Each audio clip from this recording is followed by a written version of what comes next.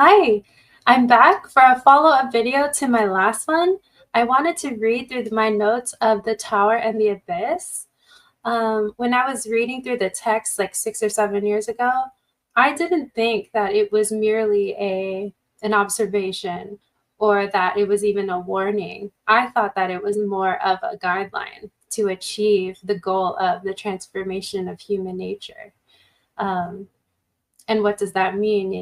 It means to the rootless individual, completely cut off from each other and from God, completely cut off from tradition, fashioned into whatever the powers that be want man to be, easily controlled, like a golem, right? Like a golem. And so let's just see what Father Seraphim Rose said about the text in the first place. And I'm going to kind of back up a little bit because what he writes here is will get us in the way of thinking here. Okay, so where did I want to begin? The change of circumstances, and more to the point, the process of changing them through revolutionary violence, transformed the revolutionaries themselves. Here, Marx and Engels, like their contemporary Nietzsche, and like Lenin and Hitler after them, subscribe to the mystique of violence, seeing a magical change to be wrought in human nature through indulgence of the passions of anger, hatred, resentment, and the will to dominate. In this regard, we must make note also of the 2 world wars, whose violence has helped to destroy forever the old order and the old humanity, rooted in a stable and traditional society, and has had a large role in producing the new uprooted humanity that Marxism idealizes. The 30 years of nihilist war and revolution between 1914 and 1945 have been an ideal breeding ground for the new human type. It is, of course, no secret to contemporary philosophers and psychologists that man himself is changing in our violent century, under the influence, of course, not only of war and revolution, but also practically everything else that lays claim to being modern and progressive. We have already cited the most striking forms of nihilist vitalism, whose cumulative effect has been to uproot, disintegrate, and to mobilize the individual, to substitute for his normal stability and rootedness a senseless quest for power and movement, and to replace normal human feeling by a nervous excitability, which is interesting to me because it's like a phantom life, it's not like the true life that we get from Christ. It's this like vitalist life, right? Like a necromancy, right? In a way. The work of nihilist realism, in practice as in theory, has been parallel and complementary to that of vitalism. A work of standardization, specialization, simplification, mechanization, dehumanization. Its effect has been to reduce the individual to the most primitive and basic level, to make him in fact the slave of his environment, the perfect workman in Lenin's worldwide factory. These observations are commonplace today. A multitude of volumes has been written about them. Many thinkers are able to see the clear connection between the nihilist philosophy that reduces reality and human nature to the simplest possible terms, and a nihilist practice that similarly reduces the concrete man. Not a few also realize the seriousness and the radicalness of this reduction, even to the extent of seeing in it, as does Erich Kahler in The Tower and the Abyss, a qualitative change in human nature. So this is the quote from the introduction of the book. The powerful trend toward the disruption and invalidation of the individual, manifestly present in the most diverse currents of modern life, economic, technological, political, scientific, educational, psychic, and artistic, appears so overwhelming that we are induced to see in it a true mutation, a transformation of human nature. Okay, and so this is Father Seraphim Rose again. But few even of those who realize this much have any real awareness of its profound significance and implications because they don't have the church. For these are theological and so completely outside the scope of any merely empirical analysis or of a possible remedy, for that must be of the spiritual order. Right. The author just quoted, Erich Kahler, for example, draws hope from the prospect of a transition into some super-individual form of existence, thus revealing that he has no higher wisdom than that of the spirit of the age. Okay, so Father Seraphim Rose definitely casts doubt on this work. So let's just see who Erich Kahler is. As I said, let me make sure. Yeah, share this tab instead. Okay, there we go. That's easy. Sorry, I'm just learning how to use this. So this is Erich Kahler. You know, he's an early lifer, and he was a really good friend of Einstein and his family. He was a member of the Institute for Advanced Study. So let's take a look at that. Oops. Here we go.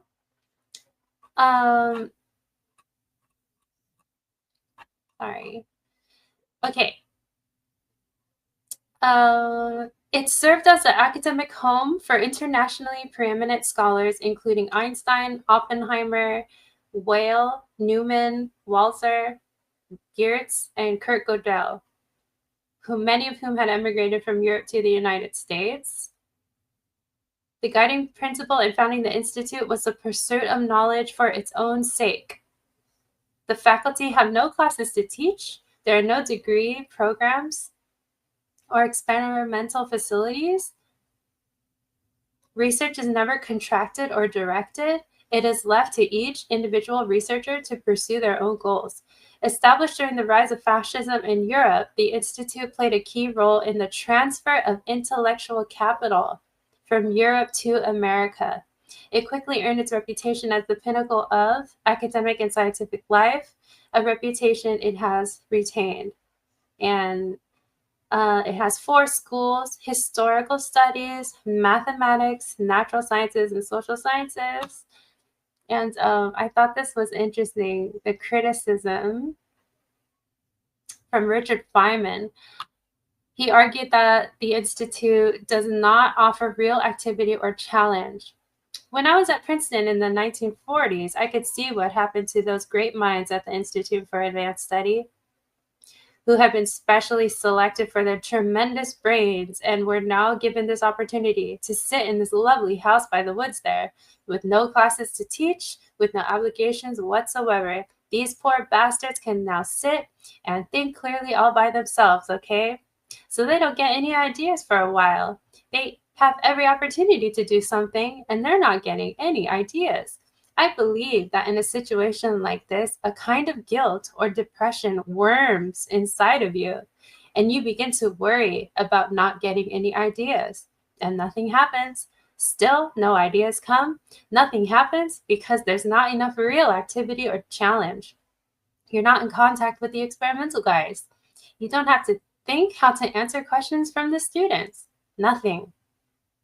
So I thought that was interesting because it's like the ivory tower, right? What is the ivory tower again?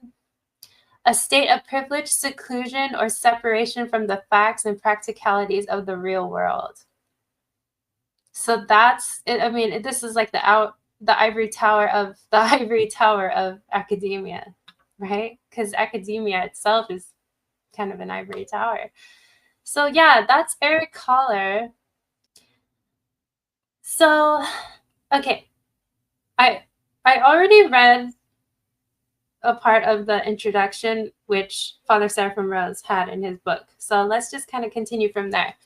Before detailing the various manifestations of this transformation, it will be helpful for us to delineate broadly the scene of human happenings, what we might call a social and psychic topography, which I thought was funny. It's like the psychosphere. A psychic topography. This may serve as something of a working model for our investigation and reveal those vulnerable points in the human structure from which disintegration starts. Now, that was the sentence that I read 6 or 7 years ago, and I was like, wow, why? You know, it's like, I don't know, it just seems so nefarious to me. I could be wrong. I could just be paranoid, as I usually can be, but that just sounds very odd to me. It is very important to realize that all archaic groups, right, he calls them archaic groups, act upon the individual from within through unconscious channels, if not in the quite primitive way of immediate action. They influence the individual through archetypes, rituals, traditions, constitutional habits, or tastes. In this way, archaic groups are embedded, indeed embodied, in the very individuality of the individual. Such archaic residues, another interesting term that he uses, may be used and misused by groups of a different character by political or economic power interests. National or religious or racial feelings may be whipped up to frantic emotion and mass hysteria, and in this way become extremely dangerous. They swamp up everything that is actually individual in a person, sweep away his conscious ego, his clear thinking. Yet they do not by themselves alone break up the structure of personality. The damage is temporary. It may be repaired and the original condition restored when emotions have ebbed away. So it doesn't quite do what they want it to do, right? So let's keep seeing what he's saying here. In recent centuries, however, collectivists began either to form autonomously on purely economic or technical grounds, or gradually to sever themselves from their ethnic communities.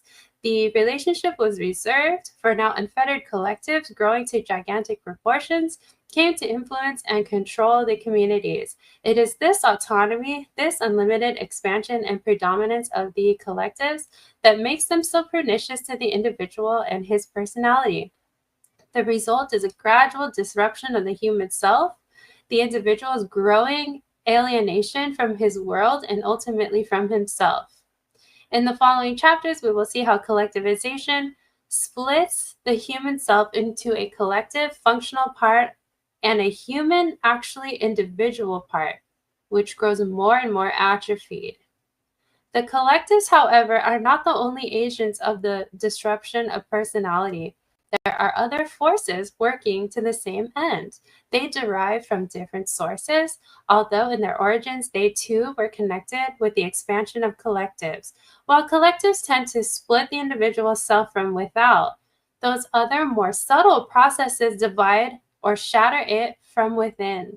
We shall observe them in the development of psychoanalytic and artistic techniques, and in the growth of a peculiar sensibility that penetrates ever deeper into the texture of man's existence and of his phenomenal world.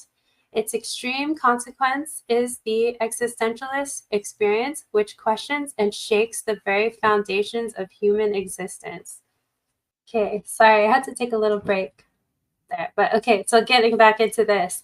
As we arrive at a coherent picture of the whole process of human transformation in which the present generations are involved, the tragic ambivalence of man's endeavor will become fully visible. His reaching out into transhuman dimensions and his losing the ground from which he grew and which gave him support and meaning as a human.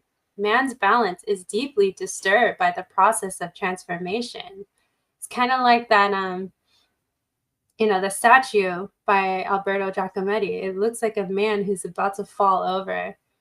And when I realized that or heard that from someone, that's what really like got me. I was like, wow, there's no love. There's no love for man in this view.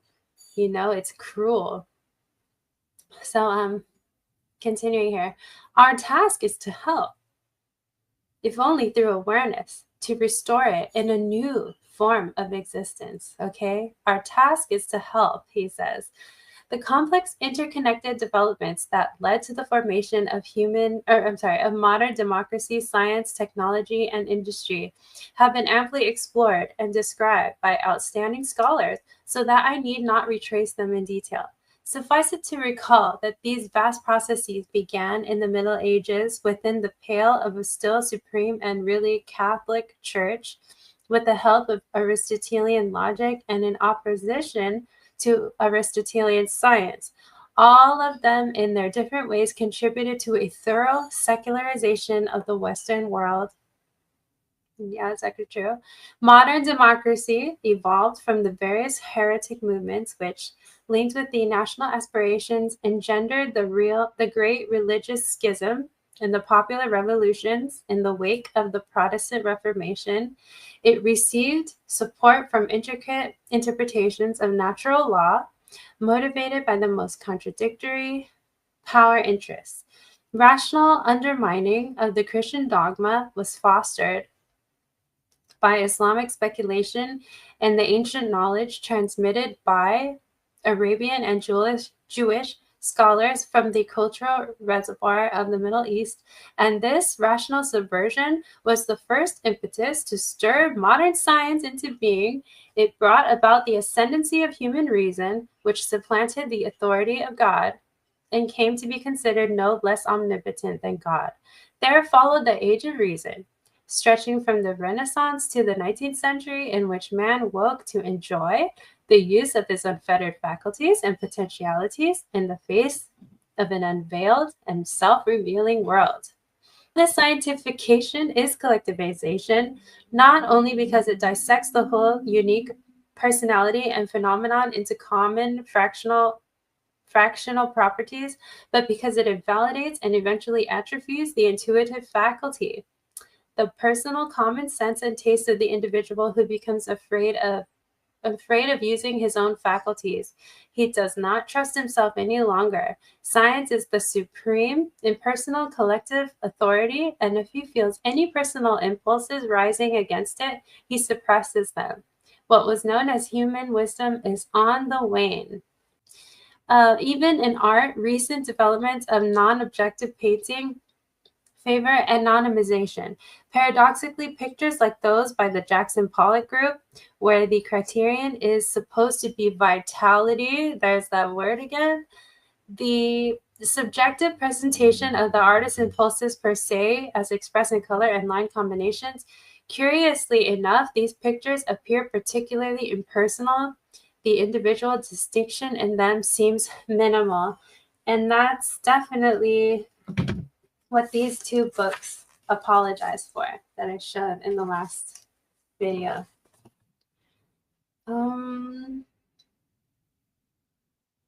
Let's keep going here. The estrangement between human beings in daily life, the lack of immediacy in human contacts, and the resulting loneliness we frequently witness today, and even more so today, have their roots in man's alienation from his own personal human center. Since his commodity or functional self has taken on such importance, his individually human self is left to wane. The perfectly legitimate question, "Who are you?" which has come to be taken as an almost personal assault, is usually answered with a description of one's work, while a feeling of emptiness and falsehood, a feeling that one has not at all given an answer to the question, usually remains. Identification of one's function is the admittance ticket granting the right to exist, right? It's like the essential worker thing.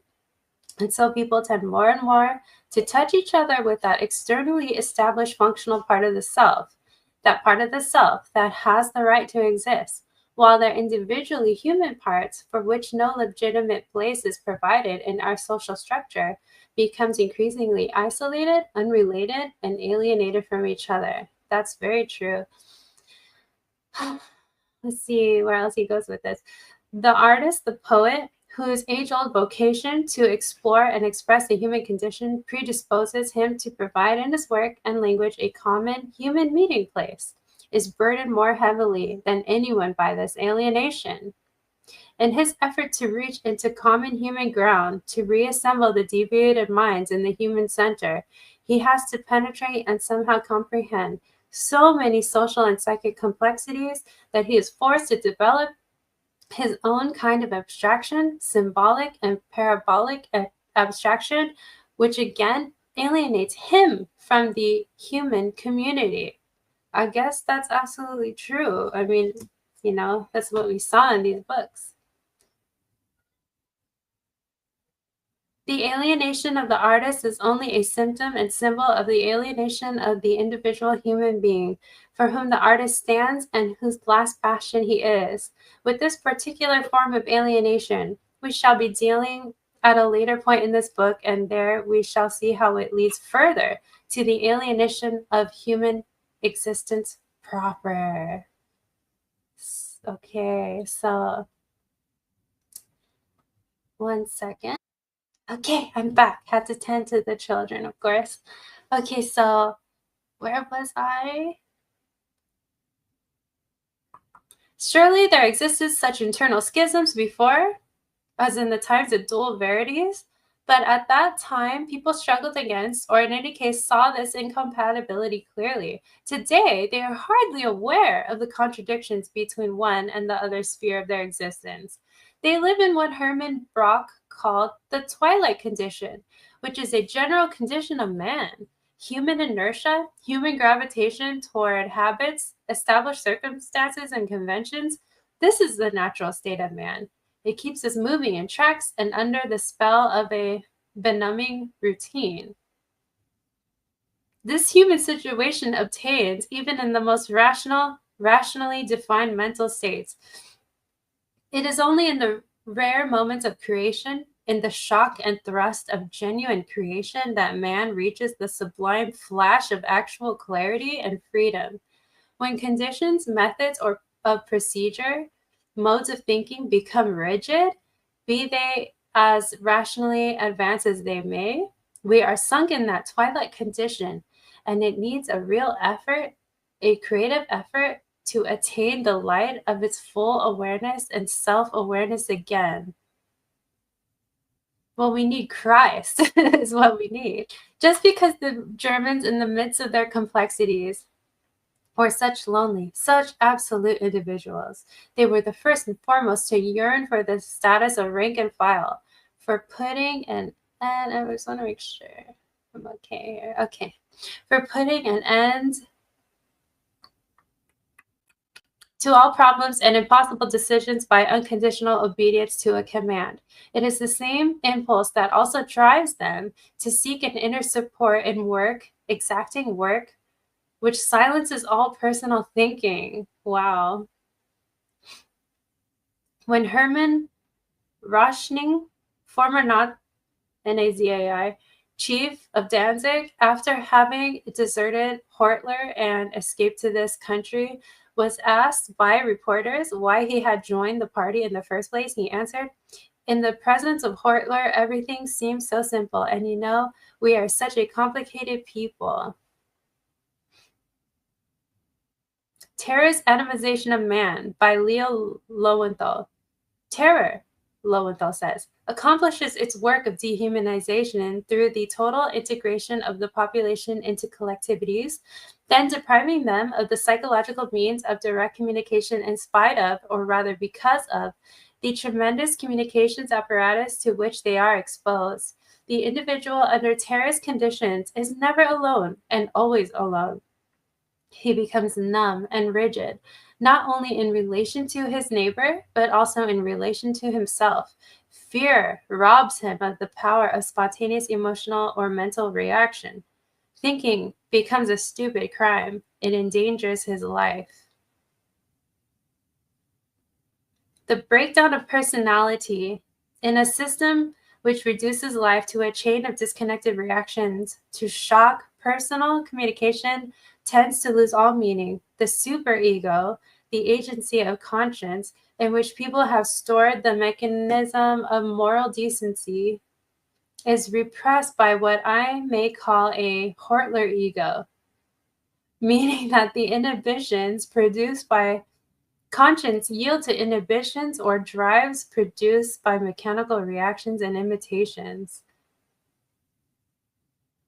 This belongs to what in the present study has been termed the collective unconscious. Neither the terrorized nor the terrorist is any longer a personality in the traditional sense. They are mere material, conforming to situations created by power, utterly independent of themselves. Reduction to natural material. What the terrorist masters fear most is that their victims may recover their awareness of belonging to a whole, to human history. The complete victory of totalitarianism would be identical with the complete forgetting of history. That is, with a mankind become void of reflection, or in other words, with a mankind solely become natural material. Mankind having become domesticated again, becomes part of the overabundance of nature. It thus becomes material indeed, for exploitation where needed, and for annihilation where not. And in any case, mere material to be processed. Modern terror always looks at people with the eyes either of the big monopolist surveying raw materials or of the undertaker anticipating the disposal of the useless human corpse. I'm sorry, I'm just like, wow. See, I can't tell if this is his critique of the idea or if he's like, this is it, you know? I mean, the view, not the idea. Assimilation to the terrorist. Terror reaches its peak of success when the victim loses his awareness of the gulf between himself and his tormentors. With the complete breakdown of the personality, the most primitive historical force, imitation, becomes openly prevalent in the dehumanized atmosphere of totalitarianism. The ultimate stage in regression is described by Dr. Badelheim. A prisoner had reached the final stage of adjustment to the camp situation when he had changed his personality so as to accept as his own the values of the Gestapo. And so isn't that called the Stockholm syndrome, kind of? It's kind of like that, right? Okay, so now it gets into schizophrenia or a form of schizophrenia, or I don't know, but let's see what he says here. This incongruity turns into schizophrenia when it establishes itself within the human mind. Traces of such happenings are observable. Sorry, 1 second. Are observable everywhere in modern life, but this state of mind assumed monstrous proportions under the impact of NAZI indoctrination. Here are a few examples out of a host of material available. Okay, let's take a look at this. The first case concerns an incident which occurred during the punitive, erroneously punitive action carried out by the elite guards against the little French town of Oradour-sur-Glane. The peak of horror, said the Swiss informant, Ernst von Schenk, is not reached by the fact that as an act of revenge, a whole town has been reduced to ashes, the entire male population shot, and all women and children locked up and burned in the church. If such a thing had been done in a delirium of hatred, aroused by a savage fight, it would have been gruesome enough, but somehow humanly understandable. But the elite guards who had received this order carried it out with utter calmness and placidity. They assembled the women and children with pronounced kindness. The mothers were moved by so much tender care on the part of these dreaded men who were hugging and fondling the children, playing and joking with them, taking them gently into their arms, or putting them carefully into the perambulators. Their behavior was such that the mothers followed them confidently into the church as if they all went to some feast of atonement. After all the women and children had gathered in the church, the doors were closed and the mass murder began. I am convinced, he continues, that these elite guards did not feel the slightest shade of hatred against the French children. when they held them in their arms. Some of them in this moment might even have thought of home and might have toyed with the idea of fondling their own child. And I am equally convinced that if a counter order had arrived, they would have continued to play daddy. But an order is an order. What kind of human beings are these? He shudderingly asked. Here a limit has been reached where no analogy can be found in the human behavior of other people up to this time, and let us hope from now on. Wow.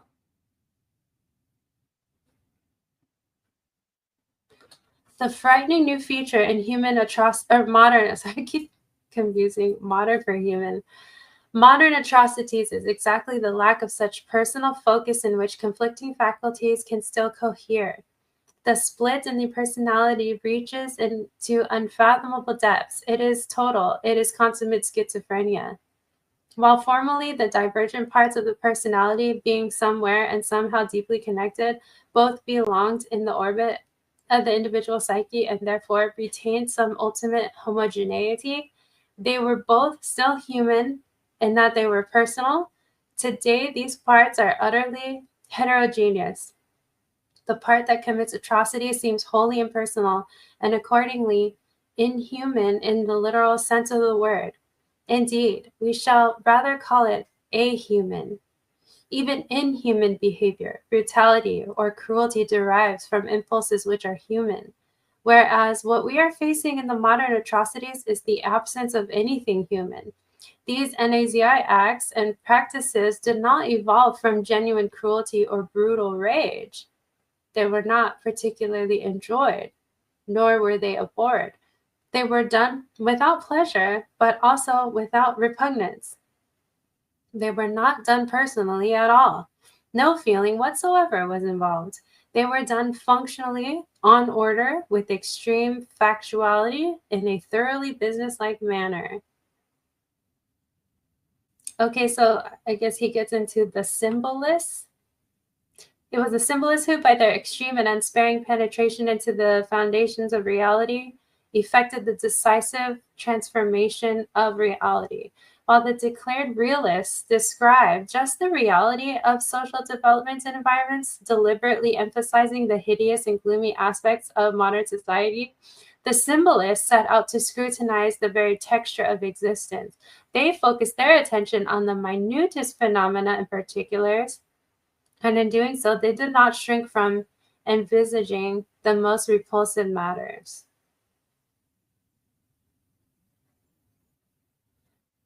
The poem Un Charron, I guess by Fleur du Mai, marks an epoch, the beginning of a new transcendence of the existing, a transcendence of sensory reality, which is radically different from all former transcendence, from both Christian and romantic transcendence. It is not a transcendence upward into the sphere of the supernatural and spiritual. It is a transcendence downward, inward, into an inner beyond, the sub-existential. This transcendence arose not from an elevation into incorporeal, celestial, or chimerical spheres, but from the thorough and unrestricted pursuit to the end of the very corporeal, from a piercing analysis of the texture of sensory appearance, of the texture of existence itself. It does not matter so much how many or how few individuals have had such an experience, but that such things have actually been felt by men at different times in different places. This is what makes it a momentous and frightening phenomenon. The existentialist experience may be seen as the accumulation, the concentration, indeed the quasi-physical climax of all the intellectual and moral crises of the past generations, and most especially of the crisis of the individual. Okay, so it does go into existentialism and transcendentalism. Okay, let's keep going here. Indeed, the actual subject of Sartre's strange novel is the transcendence of positivism. a transcendence downward, so to speak, into a region au-dessous de toute explication. Sorry, my French. Below all explanation, into the wholly inexpressible, unspeakable, unnameable, into the feeling of sheer existentiality. It is the story of the gradual decomposition of the substance of our phenomenal world. First of all, decomposition of all abstraction and rational explanation of all general terms and concepts, and then the decomposition of objects and their qualities, of the images of objects, okay, and of human perception, decomposition of time, of memory, of history, of ego sensation or ego perception, decomposition of all coherence altogether, decomposition down to the most singular, the most single, the most momentary, the extreme present, down to the dissolution into the not. Indeed, if it is possible to put it this way, to the dissolution of the not, the nothing itself. For the nothing, too, is seen as something deriving from existence. It is post-existential. It presupposes man who thinks it, who conceives it. It is a thought of man, therefore an abstraction, therefore non-existent. Wow, okay. What ultimately remains, the only thing left is existence itself, something inexpressible, indescribable. Some silly accident and incident without substance in which the apparent beings find themselves caught involuntarily, as it were, without being able to get rid of it, a supernumerary reminder of eternity, a salette, a horror, a disgust. Well, this sounds like hell to me. It sounds like complete separation from God and existing that way forever. You know, that's what it sounds like to me. It just sounds like hell.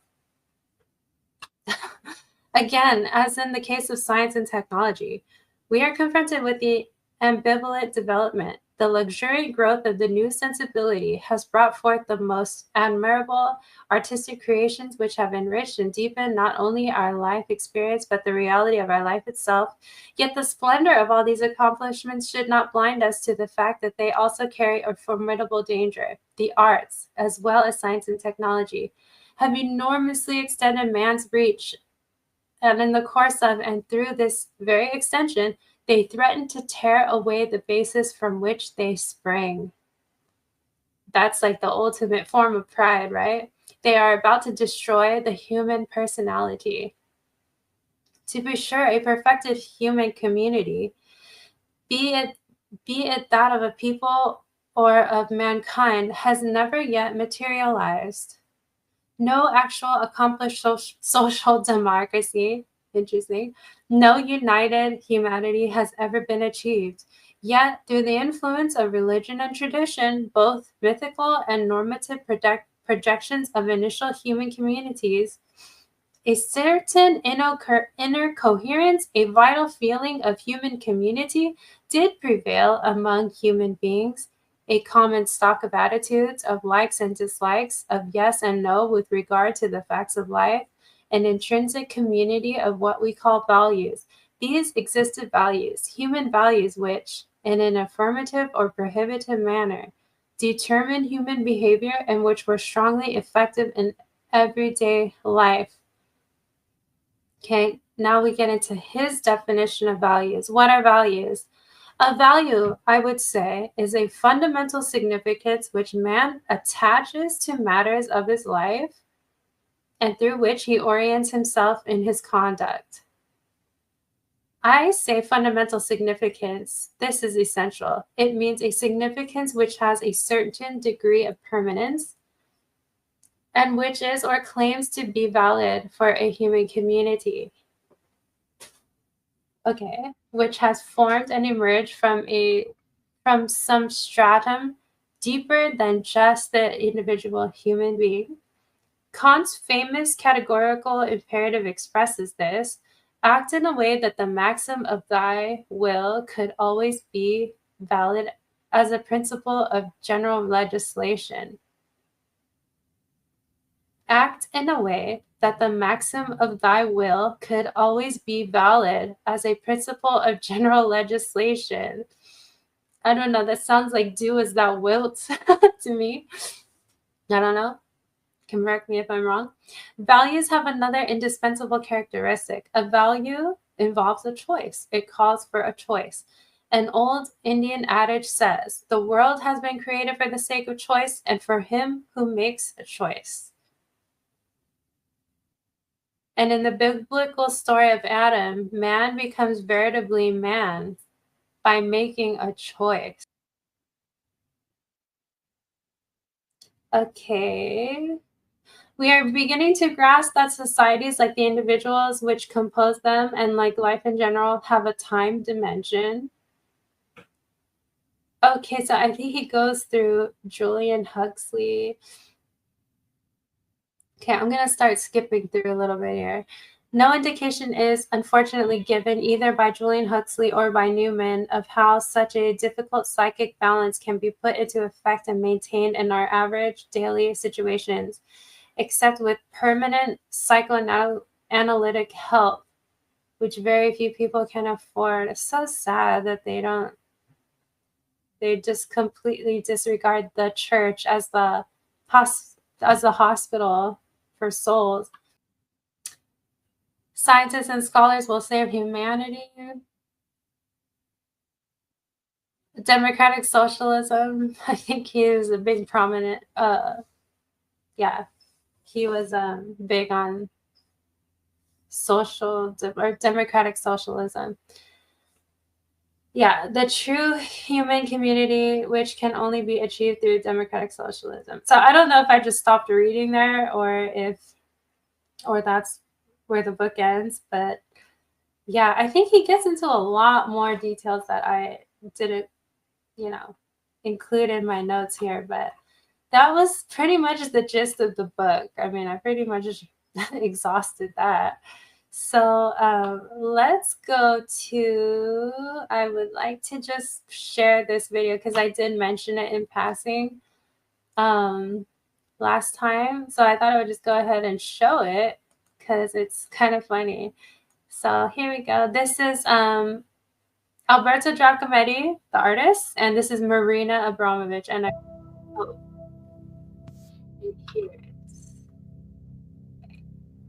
You know, since I was in art school, Giacometti was one of my favorite sculpture artists, and which I like so much that his inspiration of Sumerian, the civilization, and how he took the dimension out of the sculpture, become just a, basically shadow. And what he presented, in my point of view, was a soul of the matter, and it was so immaterial. I remember a long time ago, Remy Zaug, which was interesting, a Swiss artist who been asked to create a Giacometti show in Museum of Modern Art in Paris. And he understood the power of Giacometti soul shadow sculptures. So he took the tiny little sculptures like this small, walking man, and he put them on this huge, the platforms, just in an enormous space. And without any protection, with nothing. It was, it was incredible. Actually, that tiny little sculpture could hold entire space. And then when you kind of have this concentration of energy, is like a meteorite coming out of another galaxy, where it's condensed, the all matter inside. And for me, it's very powerful.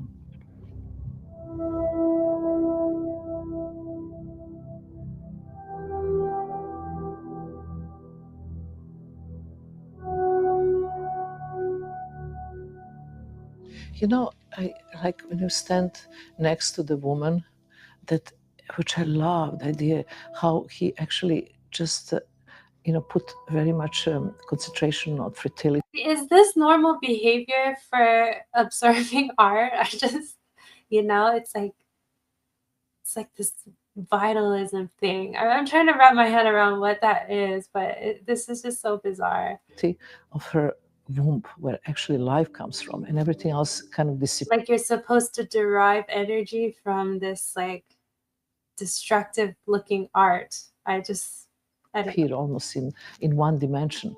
And that's just incredible, you know, that's standing, and also oversized, that she's bigger, you know, than the man, than even the woman herself, become a kind of idol of the existence. And then when I look the walking man, it's just really about movement. The two walking men that I really love is Boccioni, walking man, who really actually kind of concentrate on to visualize the space itself and energy, you know, and then Giacometti, who is actually soul of the walking. And that's really very, very strong to me.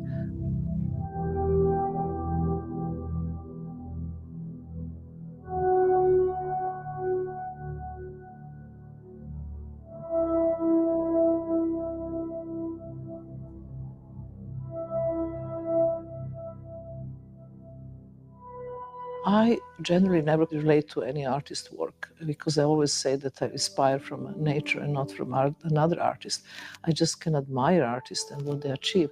But I don't know, if I think of what I can relate the most to about is immateriality. It's really the almost disappearance of the flesh. And my work as a performance artist is all about energy. And energy is something that you can't touch, you just can feel it. And to me, that kind of energy comes out of his work.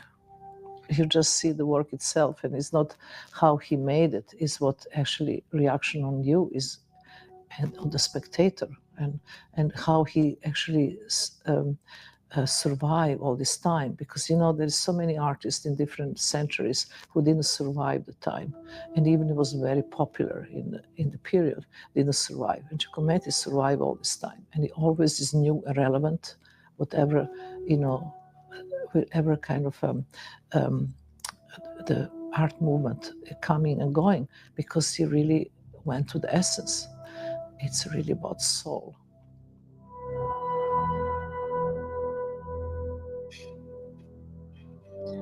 So there it is.